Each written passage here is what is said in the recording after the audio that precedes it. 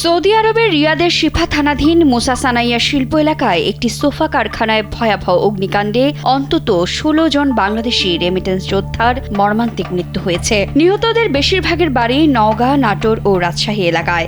১০ August Bangladesh দূতাবাস রিয়াদের বরাতে প্রবাসী কল্যাণ ও বৈদেশিক কর্মসংস্থান মন্ত্রণালয় নিহতদের তথ্য দিয়েছে। নিহত ১৬ জনের মধ্যে ১৩ জনের বাড়ি নওগাঁ জেলায়, ২ জনের নাটোরে এবং ১ জনের বাড়ি রাজশাহীতে। অকালে প্রাণ হারানো এই প্রবাসীদের মর্মান্তিক খবরে দেশের এই ৩ জেলায় বেশ কয়েকটি গ্রামে এখন চলছে গভীর শোক।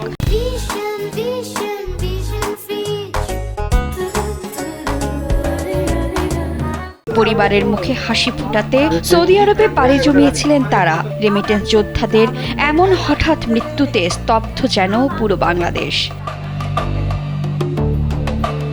জানা গেছে, রোববার দুপুরের দিকে রিয়াদের সোফা কারখানায় ভয়াবহ আগুন লাগে। আগুনের তীব্রতা এতটাই ভয়াবহ ছিল যে ভেতরে আটকে পড়া শ্রমিকরা বের হওয়ার কোনো সুযোগ পাননি।